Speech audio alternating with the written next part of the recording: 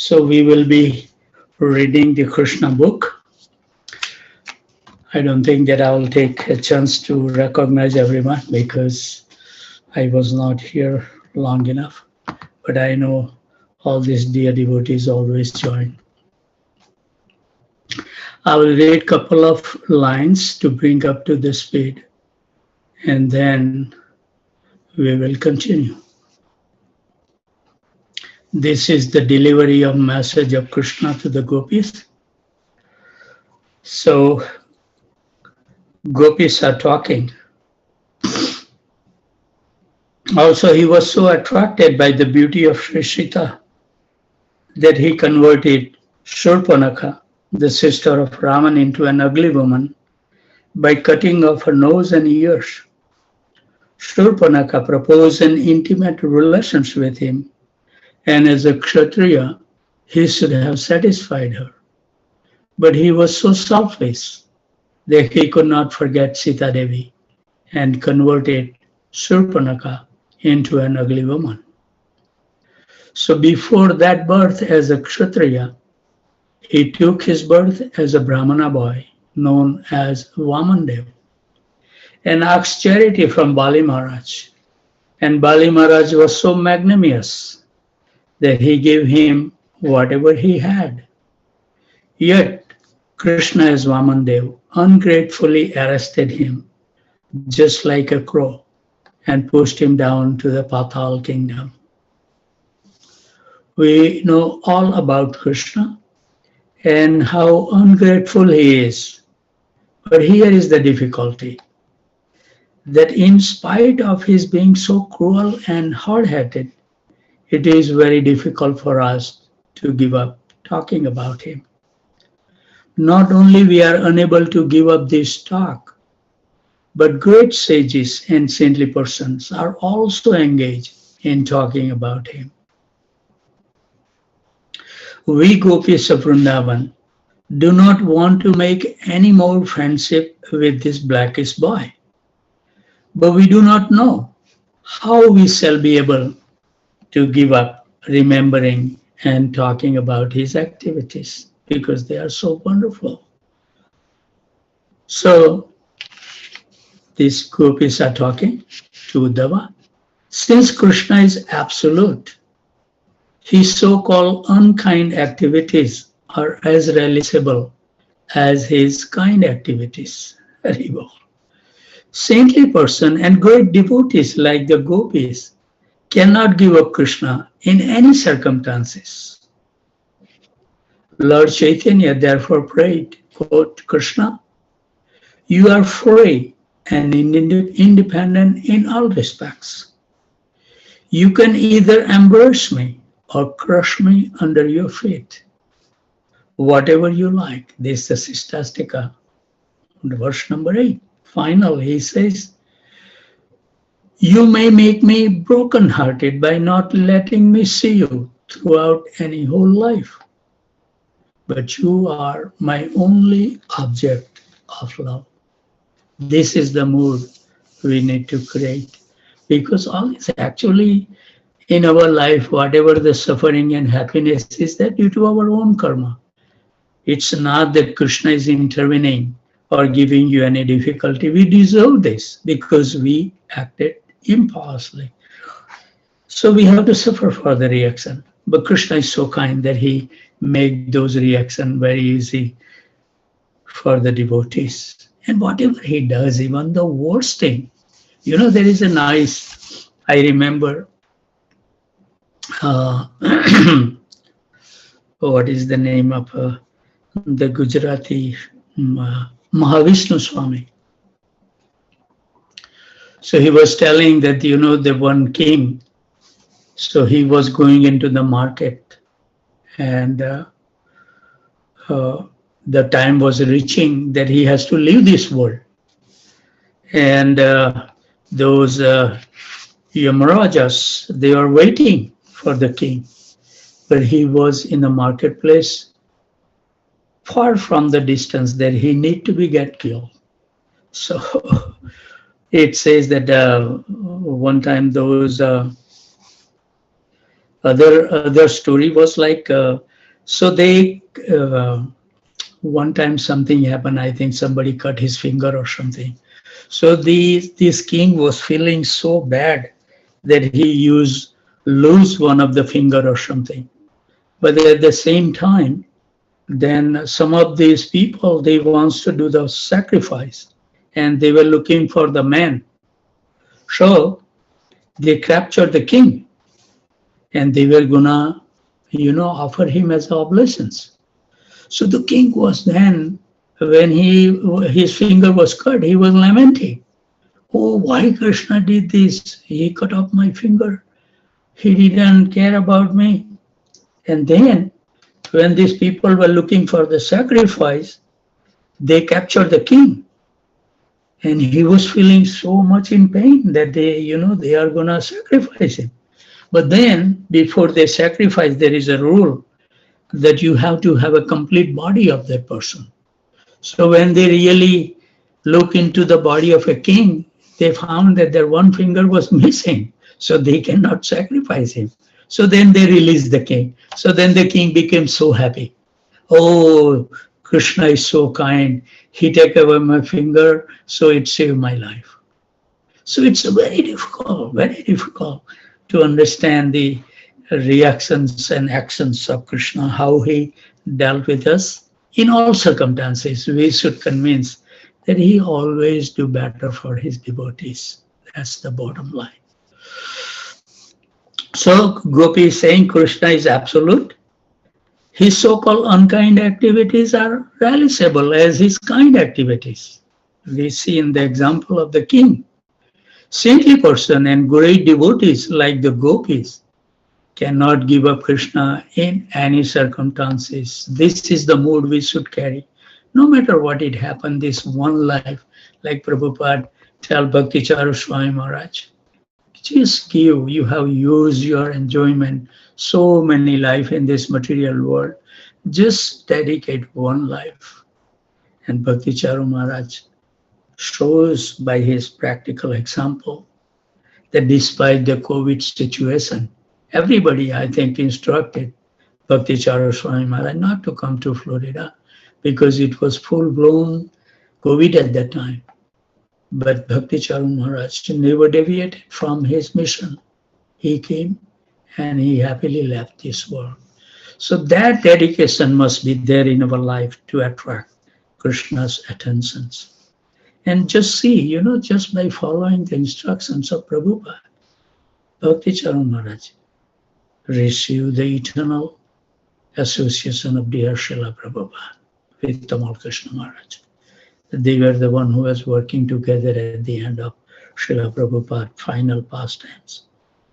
So, following the instruction of our spiritual master, it may seem difficult, or sometimes it may feel, I won't be able to do it. But if we keep a faith in the words of Guru, when he gives the instructions, the potency to perform that service is included. Only required is our faith and determination. I have seen in my life, so I'm relating this to you, that it is a perfect way to live our life. Lord Chaitanya therefore prayed, Krishna, you are free and independent in all respect. You can either embrace me or crush me under your feet, whatever you like. You may make me broken-hearted by not letting me see you throughout my whole life, but you are my only object of love. So in my opinion, this is Uddhava, I think. Srimati Radharani continued. One should not hear about Krishna because as soon as a drop of nectar of his transcendental activity is poured into the ear, one immediately rises above the platform of duality, attraction and rejection.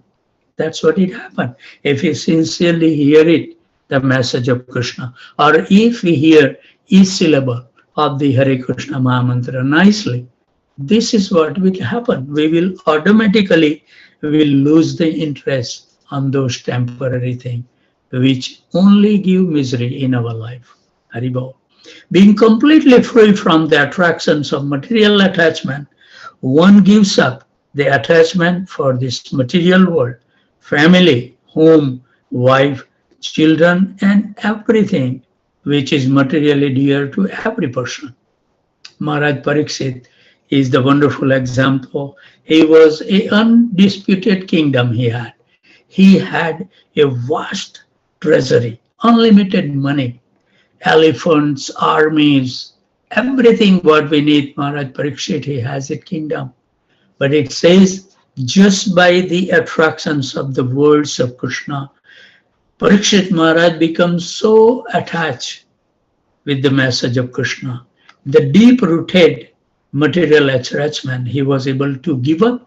Not only he uprooted those attachments, but he uprooted in such a way that those desires will never arise in his heart. That is the greatness of this personality who had the attachment and love for Krishna. Because once you have a Krishna in your life, what do we need? Nothing. We can be very, very happy. Being disposed of all material acquisitions, one makes his relatives and himself unhappy. Then he wanders in search of Krishna, either as a human being or in other pieces of life, as we seen that what was the name, that his dog was delivered by the mercy of Chaitanya Mahaprabhu. So it's possible in other life, but specifically very rare. Even as a bird, it is very difficult to actually understand Krishna. His name, his quality, his form, his pastime, his paraphernalia, and his entourage.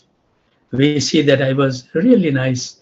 I was thinking that in the morning that when I say Radha Vallabh Prabhu, so I can see exactly how Radha Vallabh Prabhu looks. Everything expressed, how he smiles, when you greet him.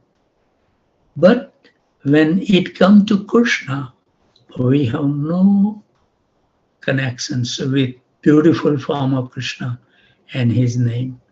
That's because of our material attachments.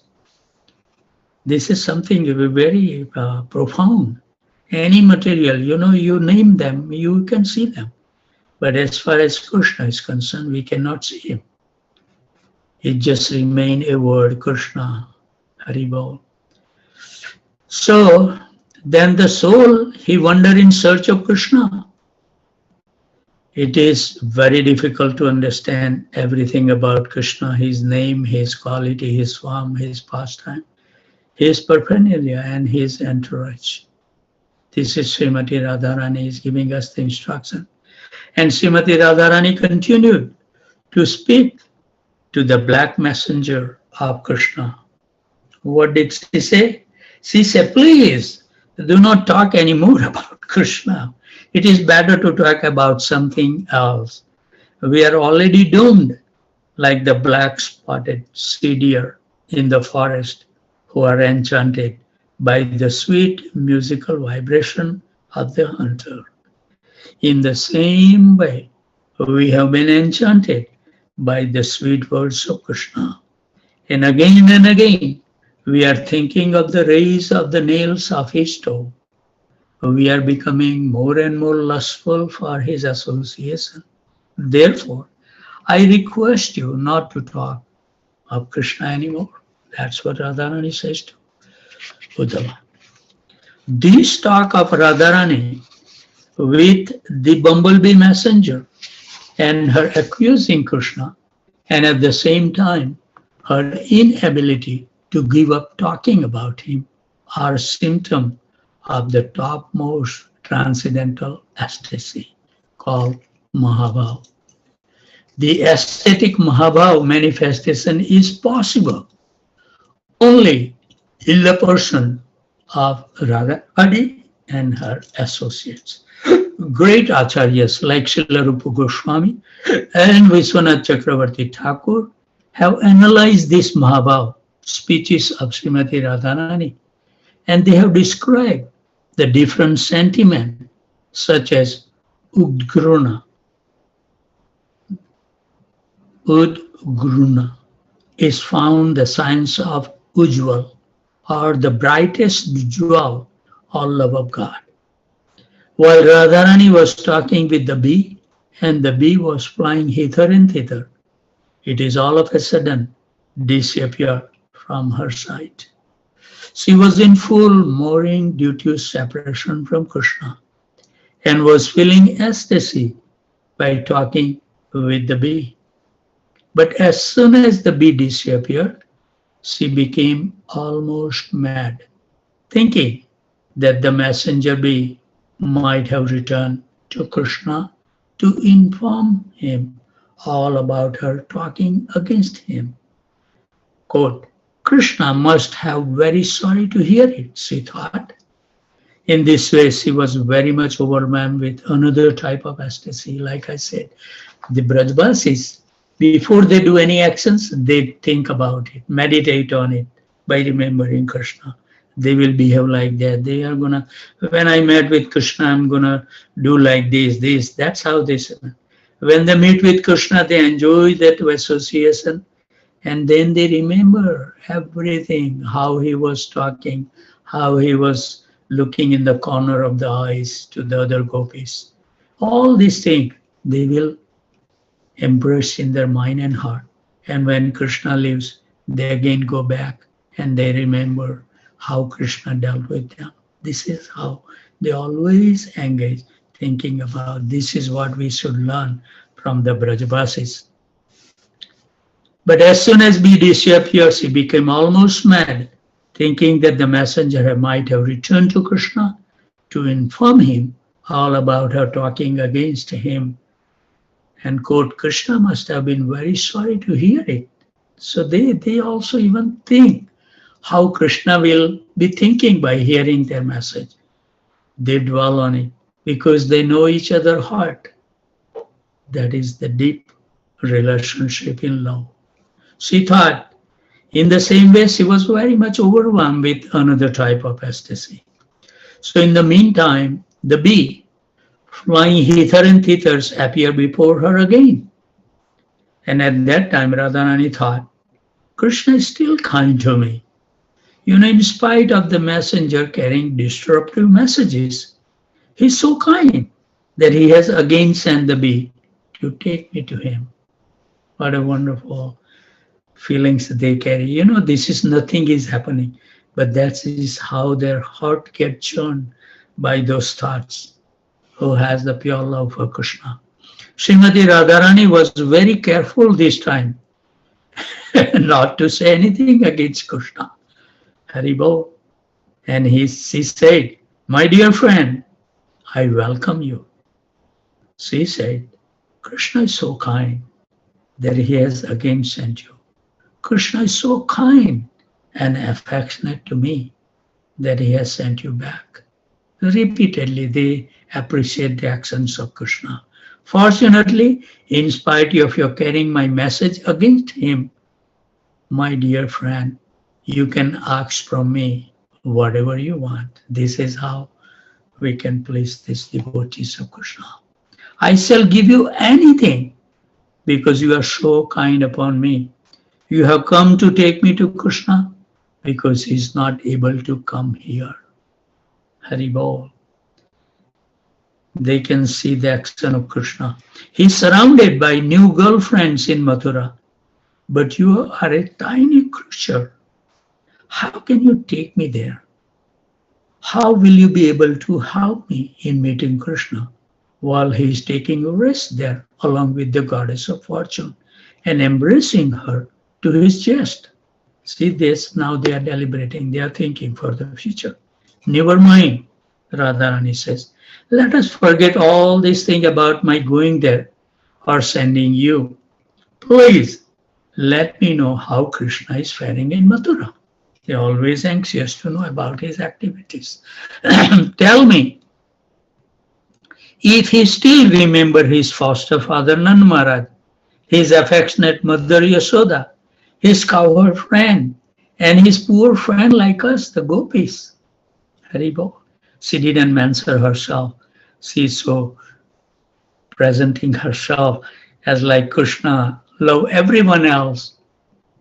He loves his Nanda Baba, he loves his mother Yashoda, like the cowherd boys, friends, and the gopis.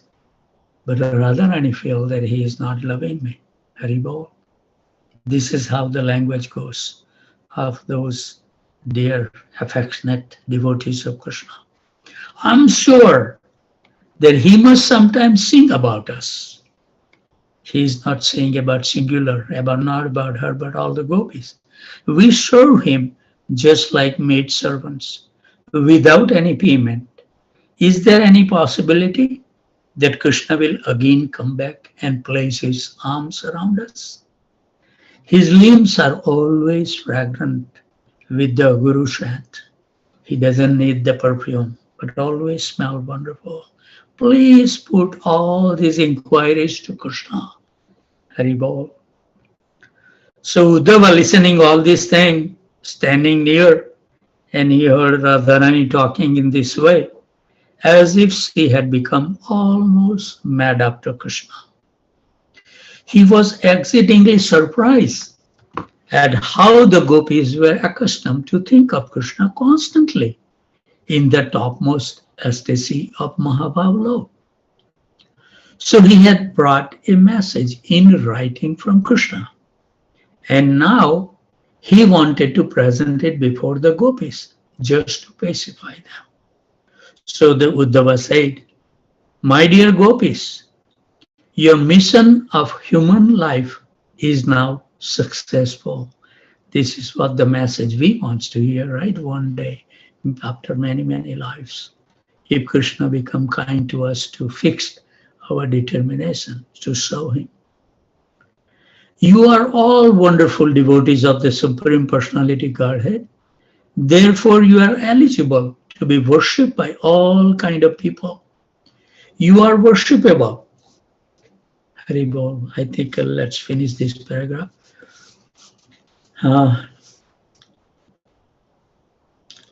All kind of people. You are worshipable throughout the three worlds because your minds are wonderfully absorbed in the thought of Vasudeva Krishna. Haribol. We should seek out to those personality who always absorbs in Krishna.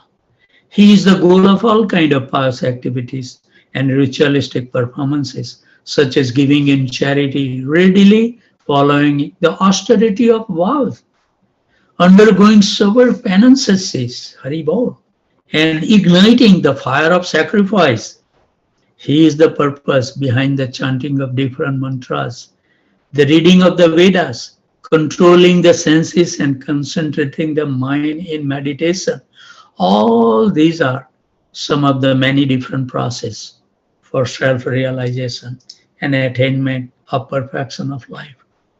But actually, they are only meant for realizing Krishna and dovetailing oneself in the transcendental loving service of the Supreme Personality Godhead. This is the last instructions of Bhagavad Gita. Although there are descriptions of different kind of process of self-realization, at the end, Krishna recommended one should give up everything and simply surrender unto him. All of the processes are meant for teaching one how to surrender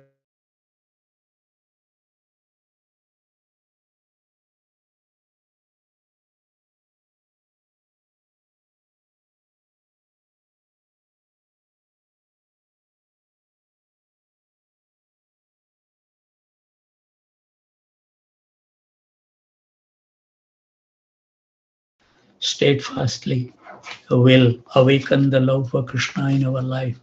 It's a matter of time. As I was saying today, the message, the time is Krishna. See every moment how we can connect with Krishna and make our life successful. So time has reached to depart. So thank you very much for joining every morning and giving a kind association. I would like to offer my humble obeisances at the desk of these wonderful Vaishnavas and Vaishnavis who are so kind to take austerity to get up from the bed early in the morning. From Connecticut, New Hampshire, Aurora, Illinois, New York, New Jersey, Cottonville, Virginia, Boston, Boise, Atlanta, Phoenix, Tempe, Austin, College Station, San Jose, Portland, Dallas, Detroit, Chicago, Naperville, Philadelphia, Charlotte, Baltimore, Baton Rouge, Alachua, Orlando, Jacksonville, Ohio, St. Louis, Loganville, Georgia, San Diego, Alaska, Maine, Ottawa, New Orleans, Laguna Beach, California, Vancouver, Toronto, Calcutta, New Delhi, Houston, Fresno, Texas. Panchakalpatarubhasya kripa sindhuvacha patitanam pavanebhyo vaishnavebhyo namo namaha. Thank you very much for joining. And if Krishna so desire, we'll see you tomorrow morning at 1:45 a.m. Central Standard Time. If not, then you can join at your convenient time. But just remember, we are living in the total fire of this material existence. And when we have the fire in our house, we don't consider anything, how much valuable we have, we will leave behind to save our life. So if we have recognized this material fire, our house is burning, let's just get out. Leave aside all valuable behind because it's not worth it to hold on to that, because if you are going to hold on, we will burn our body right there. So this is the message. So the devotees who wants to continue their meditations for another extra hour, they are welcome to do so. So let's give our mind and heart by chanting very sincerely. Hearing is more important. Hear is syllable. It has all the potencies to make us free from the cycle